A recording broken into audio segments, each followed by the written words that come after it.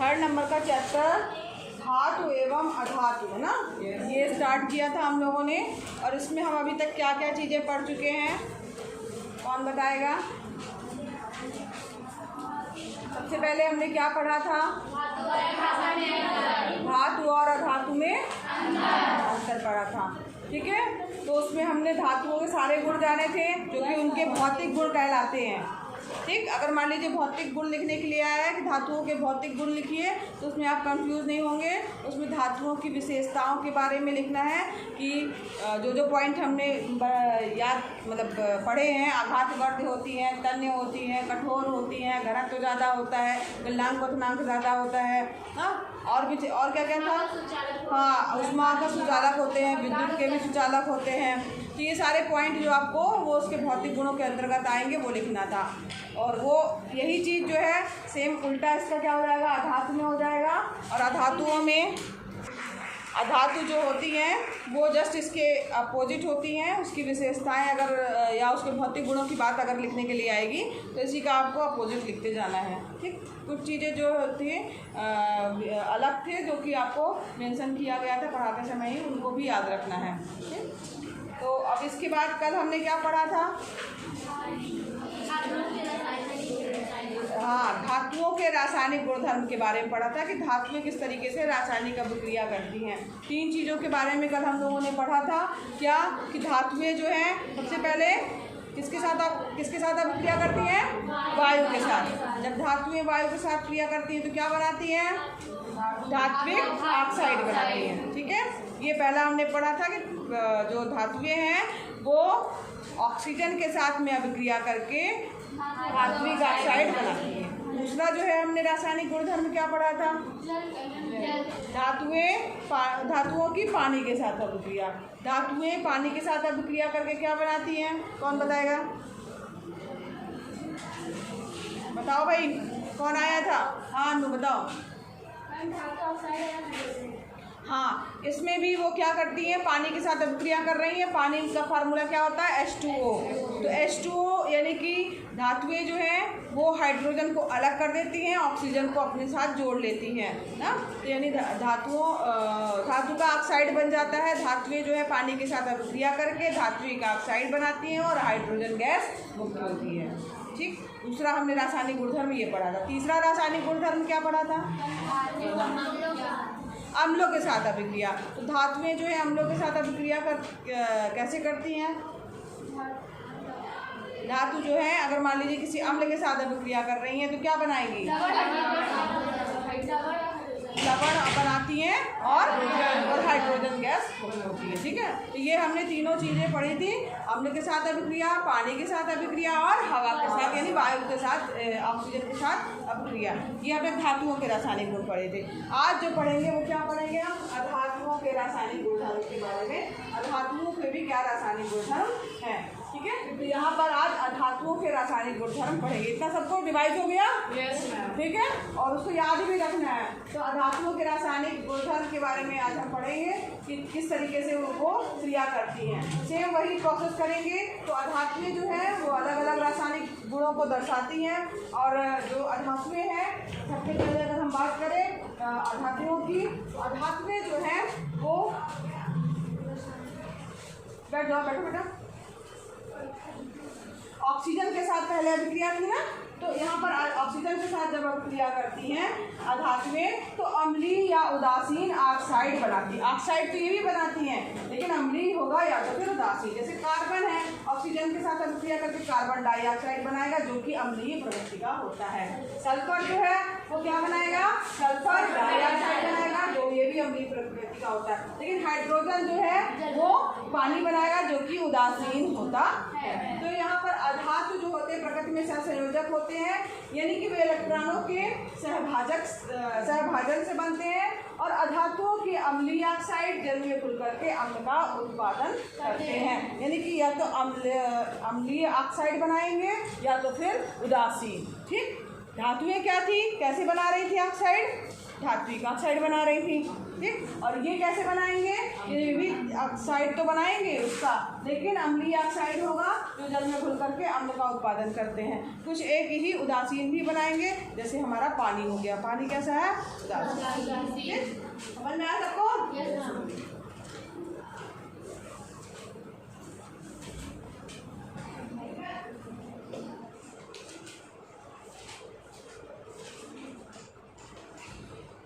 अब यहाँ पर कार्बन ऑक्सीजन के साथ जो है अभिक्रिया करता है तो कार्बन डाइऑक्साइड बनाता है, जो कि एक अम्लीय ऑक्साइड है, और यह कार्बनिक अम्ल बनाने के लिए जल में घुल जाता है। अब CO2 जो है पानी के साथ घुल जाएगा तो क्या बनाएगा? कार्बनिक अम्ल बनाएगा, H2CO3 बनाएगा। ठीक है, तो वायु में मौजूद ऑक्सीजन के साथ जब अगर सल्फर की अभिक्रिया होती है तो क्या बनेगा? सल्फर डाइऑक्साइड बनेगा। ठीक है, ये भी कैसा ऑक्साइड है? अम्लीय ऑक्साइड है, और ये भी पानी के साथ अभिक्रिया करके क्या बनाएगा? सल्फ्यूरस अम्ल बनाएगा। देख लेना, यहाँ H2SO4 नहीं है, सल्फ्यूरस अम्ल है, H2SO3। फिर कार्बन ऑक्सीजन के साथ अगर इसका पूर्ण दहन होता है, इनसफिशिएंट एयर रहेगी, तो कार्बन मोनोऑक्साइड जो है वो बनता है। ठीक है, अगर अपर्याप्त जो है ऑक्सीजन की उपस्थिति है। अगर पानी की बात करें जो कि एक उदासीन ऑक्साइड है, तो यहाँ पर इसके लिए हाइड्रोजन और ऑक्सीजन की अभिक्रिया होती है और पानी बनता है, जो कि एक उदासीन जो है कहा जाए ऑक्साइड है। जल के साथ अधातुओं की अभिक्रिया। दूसरा पॉइंट क्या था? हमने इसमें दूसरा पॉइंट क्या पढ़ा था? पहला तो हमने पढ़ा था कि ऑक्सीजन के साथ अभिक्रिया, तो इसी तरीके से दूसरा पॉइंट हमने पढ़ा था पानी के साथ अभिक्रिया। जब धातुओं की पानी के साथ अभिक्रिया हो रही थी तो क्या बन रहा था?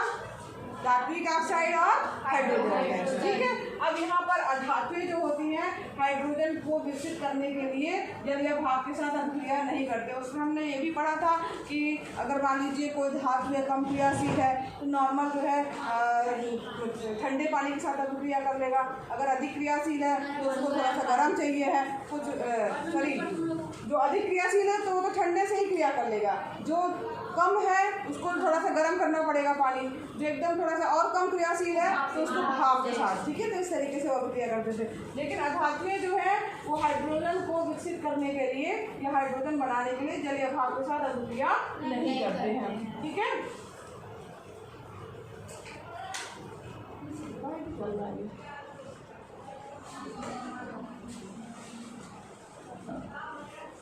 अब यहाँ पर अधातु जो है इलेक्ट्रॉन्स का त्याग करके हाइड्रोजन आयन का ह्रास कर हाइड्रोजन गैस जो है उत्पादित नहीं कर सकते हैं। तो यहाँ पर जो है अधातुएं जो है इलेक्ट्रॉन का त्याग करके हाइड्रोजन को उत्पादित नहीं कर सकते, हाइड्रोजन गैस इसमें नहीं बनेगी।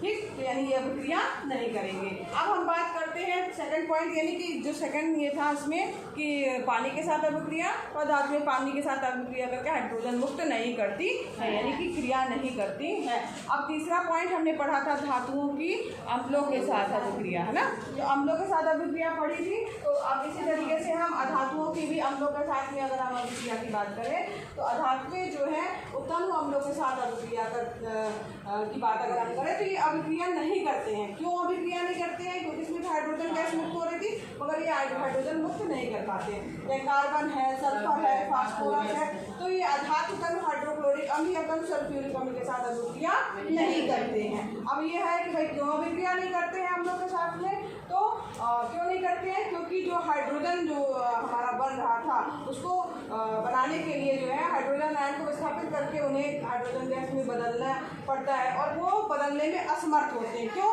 क्योंकि उनको खुद ही जो है वो चाहिए आयन, एक तरह से कहा जाए ये स्वयं एक इलेक्ट्रॉन स्वीकार करता है, और इसलिए यह अम्ल में मौजूद हाइड्रोजन आयन को इलेक्ट्रॉन्स नहीं दे सकता है, जिससे उसका ह्रास होकर हाइड्रोजन गैस जो है नहीं बन पाती है, उसका उत्पादन जो है संभव नहीं है। ठीक है, समझ में आया?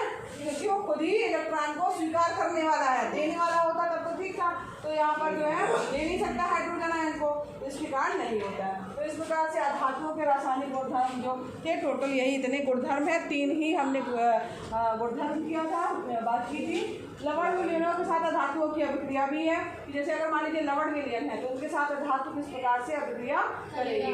ठीक है, तो धातुएं जो है लवण लवण विलयन, और अगर एक अधिक अभिक्रियाशील अधातु लवण विलयन है तो कम अभिक्रियाशील अधातु विलयन को क्या कर देगी, विस्थापित कर देगी। तो ये हम लोगों ने जब रासायनिक अभिक्रियाएं पढ़ी थी तो उसमें हमने पढ़ा था इसको विस्थापन अभिक्रिया करते हैं। जैसे सोडियम ब्रोमाइड है, क्लोरीन के साथ अभिक्रिया करेगा तो ये इसको विस्थापित कर देगा ब्रोमीन को और सोडियम क्लोराइड बना देगा। तो इस अभिक्रिया में अधिक अभिक्रियाशील क्लोरीन जो है वो कम अभिक्रियाशील अधातु यानी कि ब्रोमीन को उसके विलयन से विस्थापित कर दे रहा है, यानी अलग कर दे रहा है।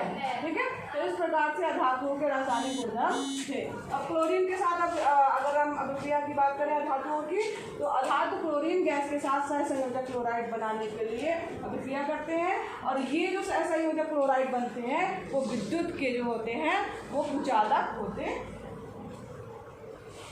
अधातु क्लोराइड जो बन रहा है वो जनरली क्या होगा, द्रव या गैस के रूप में होगा, जो भी अधातु का क्लोराइड बन रहा है। जैसे हाइड्रोजन है, क्लोरीन के साथ अभिक्रिया करेगा तो क्या बनाएगा, हाइड्रोक्लोरिक, हाँ, लेकिन ये गैसीय अवस्था में होगा। ठीक है, इस चीज़ का ध्यान रखना। हाइड्रोजन के साथ अधातुओं की अभिक्रिया, तो अधातु सहसंयोजक हाइड्राइड्स बनाने के लिए हाइड्रोजन के साथ जो है वो अभिक्रिया करते हैं। बस मेन पॉइंट इसके यही थे। तो जैसे अगर मान लीजिए हम बात करें हाइड्रोजन और सल्फर की अभिक्रिया, तो हाइड्रोजन सल्फाइड बन रहा है। ठीक है, तो यहाँ पर सहसंयोजक हाइड्राइड बन रहा है, इसको हाइड्रोजन सल्फाइड कहा जाता है। सल्फर और हाइड्रोजन की जब क्रिया होगी। अब अगर नाइट्रोजन की अगर हम बात करें तो नाइट्रोजन भी एक अधातु है, और आयरन की उत्प्रेरक के रूप में उपस्थित में जब ये अभिक्रिया करता है जिससे हाइड्रोजन के साथ में तो अमोनिया बनती है। ठीक है, यहाँ पर ये अमोनिया का फार्मूला NH3 होता है, तो यहाँ पर अमोनिया बन रहा है जो कि क्या है, सहसंयोजक हाइड्राइड है। ठीक है, तो इस प्रकार से जो है अधातुओं के रासायनिक गुणधर्म थे। तो यहाँ पर पूरे रासायनिक गुणधर्म हम लोगों ने पढ़ लिए कि क्या इनके रासायनिक गुणधर्म थे। तो यहाँ पर आज हमने टोटल क्या क्या पढ़ा, कोई बता सकता है, रिकॉल कर सकता है कि जो आज हमने पढ़ा। सबसे पहला पॉइंट क्या पढ़ा कि अधातुएं जो है ऑक्सीजन के साथ अभिक्रिया करके क्या बनाती हैं, अम्लीय ऑक्साइड बनाती हैं। ज़्यादातर अम्लीय ऑक्साइड बनेगा, पानी बस केवल एक उदासीन है। ठीक है, तो वो अलग हो गया, लेकिन अम्लीय ऑक्साइड बनाती है। दूसरी चीज़ बात ये थी कि पानी के साथ अभिक्रिया, कि पानी के साथ अभिक्रिया नहीं करते हैं। अम्लों के साथ अभिक्रिया की बात आए तो ये अम्लों के साथ भी अभिक्रिया नहीं करते हैं। क्यों नहीं करते हैं, क्योंकि ये इलेक्ट्रॉन के खुद ही जो है वो चाहते हैं कि हमको इलेक्ट्रॉन मिल जाए, तो ये क्या हाइड्रोजन को देकर के, हाइड्रोजन आयन को देकर के हाइड्रोजन गैस मुक्त कर पाएंगे। तो इसलिए जो है ये अम्लों के साथ भी अभिक्रिया नहीं करते हैं। कुछ अभिक्रियाएँ जो हमने अभी पढ़ी वो थोड़ी जो लास्ट में हमने समीकरण पढ़े थोड़े से पढ़ लेना, अमोनिया का बनना कैसे बनता है। ठीक है, तो और आज ये आपका होमवर्क है, इसको आज जाके कॉपी में नोट कर लीजिएगा, और जब नोट करेंगे तो आपको खुद ही रहेगा कि हाँ हमने ये चीज़ें पढ़ी, रिकॉल हो जाएगा। एक बार हमने बताया, फिर रिवाइज़ किया, फिर इसके बाद जो है आप घर जाके भी लिखेंगे तो आपको अच्छे से जो है वो चीज़ें याद भी, दिमाग में भी चलता रहेगा कि वो चैप्टर हम पढ़ रहे हैं तो हमको कुछ चीज़ें याद हैं। अगर आपका सरप्राइज टेस्ट लिया जाए तो कुछ तो आप लिख पाओगे, या कोई पूछेगा कि भाई तुम क्या पढ़ रहे हो तो कुछ तो बता पाओगे। धातु और अधातु चैप्टर का नाम है, सबसे पहले यही क्वेश्चन बनता है, धातु अधातु क्या है, धातु अधातु में क्या अंतर है। ठीक है, तो ये सब चीज़ें आपको दिमाग में ही आनी चाहिए, समझना है, रटना नहीं है कि आप रट रहे हैं कि आघात वर्धनी होता है, तन्य होता है, इस तरह से नहीं, आपको दिमाग में होना चाहिए। धातुएं जो होती हैं उनको पीट पीट के चद्दर के रूप में, और दैनिक जीवन में आप उपयोग करते हो। एल्युमिनियम फाइल हो गया, चांदी की वर्क वाली सीट मिठाइयों में जो है लगती है ना, तो ये चीज़ें हो गई। तार आप देखते ही हो दैनिक जीवन में कि तार बनते हैं वो धातुओं के ही बनते हैं तार। कठोर होती हैं, घंटी बजाते हो यानी कि वो क्या होती हैं, उसमें हाँ ध्वनि उत्पन्न करती हैं किसी कठोर वस्तु से टकरा करके। ठोस होती हैं यानी उनका घनत्व तो ज़्यादा होता है, कठोर होती है ना। और जो गलनांक और हाँ चमक होती है धातुओं में, सोना चांदी की चमक के कारण ही तो मम्मी लोग और हम लोग ज्वेलरी बनवाते हैं ज़्यादा ना, हाँ वही चमक तो आकर्षित करती है। ठीक है, तो ये सब पॉइंट आपको रटने नहीं है, दिमाग में रखने हैं, ताकि उसको कभी भी आप कोई पूछे तो आप उसको बता पाओ। ठीक, कोई दिक्कत किसी को? होमवर्क कल हम चेक करेंगे, आप करके आइएगा।